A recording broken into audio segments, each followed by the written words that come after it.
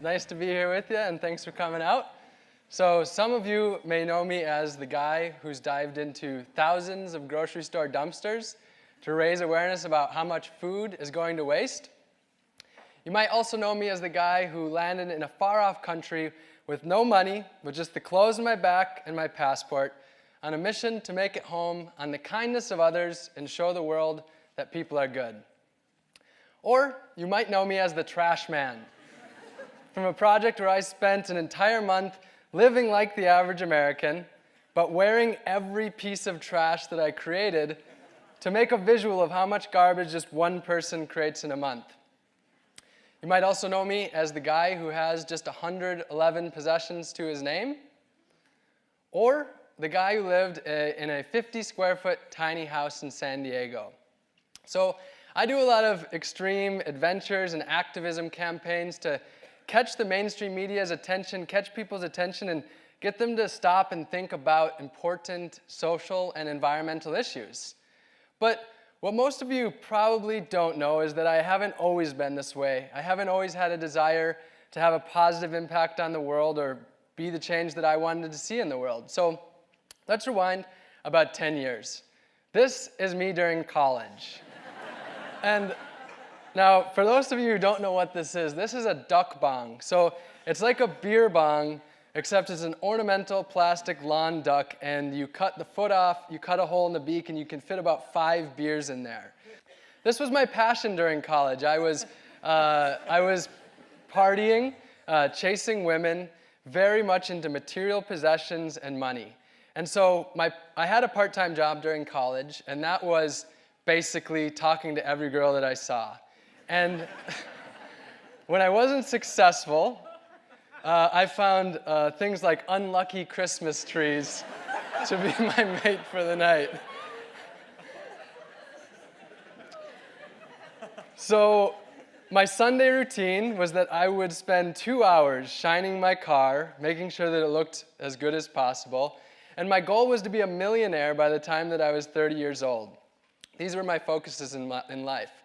But the thing was, at this time, I actually thought that I was sort of living an environmentally friendly life. And the reason why is I was the one who was recycling the beer cans and the beer bottles after all our parties. I was the one who, when Ricky had his faucet running while he was brushing his teeth, I was the one telling him, "Shut that faucet off, Ricky." And I was the one who put in the energy-efficient bulbs at the house. So I thought that I was doing pretty good. But then something happened after I graduated, and I realized that I had to totally transform my life. So this is the part of the story where I'm supposed to tell you about some sort of near-death experience, some sort of moment of enlightenment, an aha moment. But actually, there was nothing like that, not for me. I simply started to watch a lot of documentaries and read a lot of books, and started to realize that all of my little daily actions were causing destruction to the world around me, to everything that I loved, to people, to animals, to the earth, to the environment as a whole. So at this point, I could have felt that deep feeling in the stomach, the total doom and gloom, the total helplessness and hopelessness, like, what can I possibly do? I'm just one guy. But instead I felt empowered, because now I knew I'm a part of the problem. But now these documentaries and these books told me the solutions. I knew that I could change my life and be a part of the solutions. So I started small. Simple things like carrying a reusable shopping bag to the grocery store instead of the disposable plastic ones. Started to ride a bicycle more and drive the car less. Started to shop at local businesses, the local farmers market, rather than the big box chain stores. Changed the food I was putting into my body. No more of that packaged, processed junk. Instead, whole foods, more plant-based foods, food that was actually good for me. And the thing was, as I made these changes, I thought that I was trying to live a more environmentally friendly life, which I was. But what I found was every time that I did something that was good for the earth, it was also good for me. So with these changes, I was becoming much happier and much healthier. And that made it easier to make more changes. What I did was I made a long list of all the changes that I wanted to make, and I hung it up right on my fridge with the goal of just making one positive change per week, just checking off one positive thing at a time. And I learned something really important. Great change doesn't happen overnight.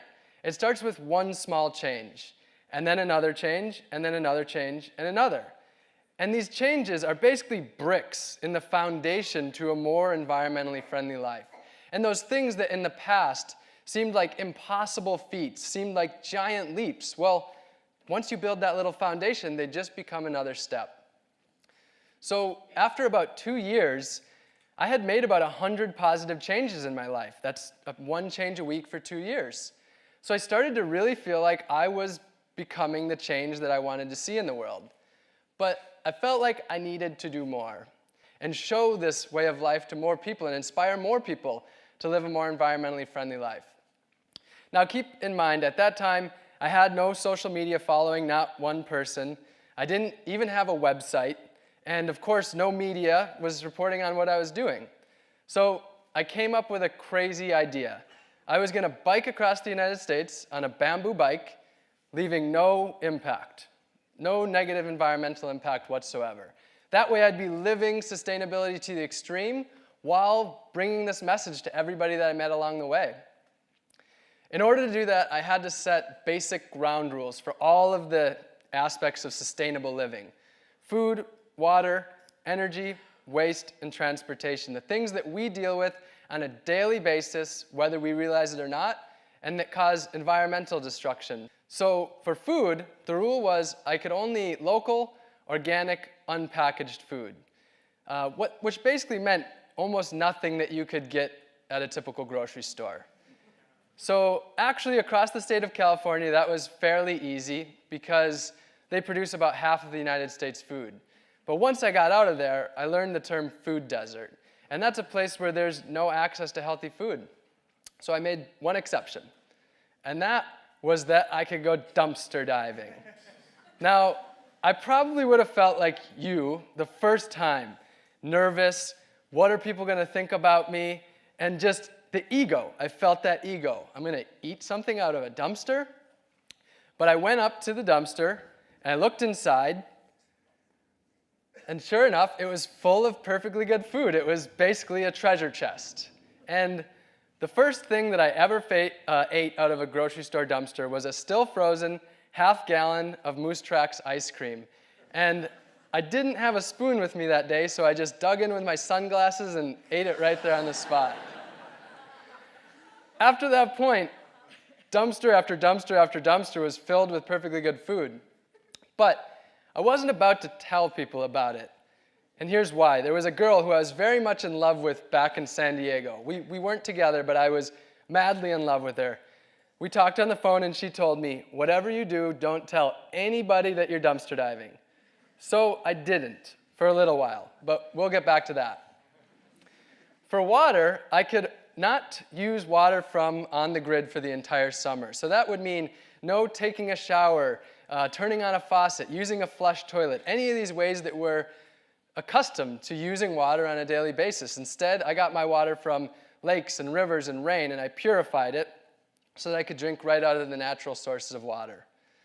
For electricity, I couldn't use any electricity from on the grid. So that meant no turning on a light switch, no using air conditioning or a fan, no plugging into an outlet for an entire summer.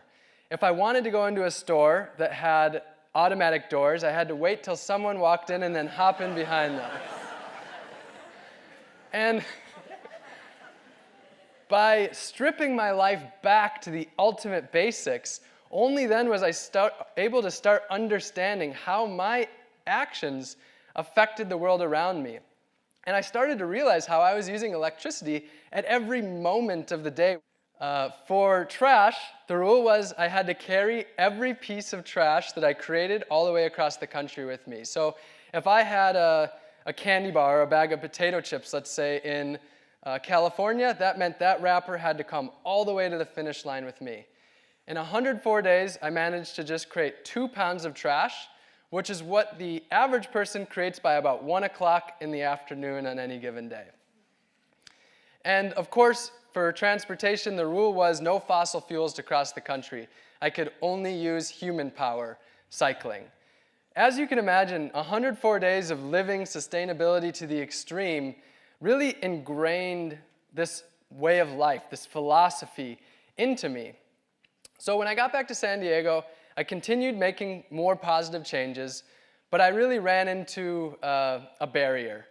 And that was that in my apartment, electricity came when I turned the lights on, and water was seemingly infinite on the tap, and I found myself wasting resources. So I decided I wanted to do what I did on the bike ride, but do it in the city and live off the grid in a little tiny house. And I went on to Craigslist, and I happened to find one online, and it said it was $950. And I thought, surely that must be a typo. I mean, that's less than a lot of people pay for rent for a month, for a whole house. So I put the $950 in my pocket, I biked up to the guy's house, and I quickly realized why it was $950. It was basically a glorified shed on wheels. It was 5 feet wide, so not quite wide enough for me to stretch fully. 10 feet long, so not quite 2 of me long. And it was not quite tall enough for me to stand in. But I thought, I like to do extreme things. This will be a great way to get people to think about the size of their houses, and a great way for me to simplify my life. At the tiny house, I was living completely off the grid. All of my water came from harvesting rainwater. So a lot of people would think that maybe that's impossible given the normal way of turning on the tap, let alone in San Diego, which is a desert, let alone in a mega drought, which we were in at the time. But what I've learned is that basically everything in life, whether it's about environmentally friendly living, anything in life is a matter of perspective. So the average American uses about 80 to 100 gallons of water per day. The average European uses about 50 gallons of water per day. And the average African uses 2 to 5 gallons of water per day. So to the person in Africa, it's crazy to use 100 gallons. And to the person in America, it's crazy to use just the 5 gallons. And so what I learned is that since everything's a matter of perspective, once you change your perspective, you can change so much of the world around you overnight. At the tiny house, all of my electricity came from these small solar panels. And I learned another really important lesson. A lot of people, when they think of sustainable living, they think it's only accessible to the wealthy because they think of the really expensive electric cars and the giant solar panels on the roof and all these gadgets. But what I learned is that sustainable living is a spectrum. For me, the reason I was able to make it work is by simplifying my life. I could create all the electricity I needed with very little money because I needed less. And by doing it that way, it's something that was accessible to many more people. Okay, so if you asked that guy that was doing the duck bongs and chasing every girl in sight in college what he thought he'd be doing in 5 years, he certainly would not have said this. He would not have said that he'd be pooping in a 5-gallon bucket and composting his own poop. But something happened through all of this, and I learned every time something is really easy, really convenient, what that means is that the burden has been outsourced elsewhere. So flushing a toilet, you hit that lever, poop is out of sight, out of mind, you don't have to think about it. It's someone else's problem to deal with. Composting means I have to do the work. But rather than making a waste product that someone has to deal with, it turns into a valuable resource that can be used to grow food. I'd love to talk about poop for another 10 minutes. But we'll move on. So I lived a near zero waste lifestyle at the tiny house, and this is the amount of trash that I would typically create in a month. So it was more than on the bike ride because I didn't have to carry it with me everywhere I went, but still about 30 times less than the average person. As you can see, it's very obvious. I really take things to the extreme. I do a lot of extreme things. The idea behind it isn't for you to do extreme things as well. The idea is really just to get you to stop and think about all of these environmental and social issues. And so when I first started to do all of this, I said that I was very worried about what people would think about me, and there was this girl who told me on the phone not to tell anybody that I was dumpster diving.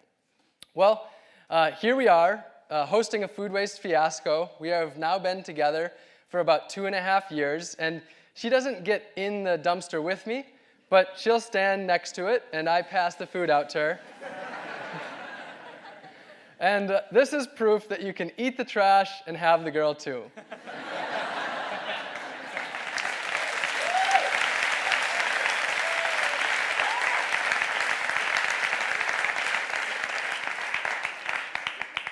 So, talk about worrying what people think about you. Imagine wearing your trash around New York City for an entire month.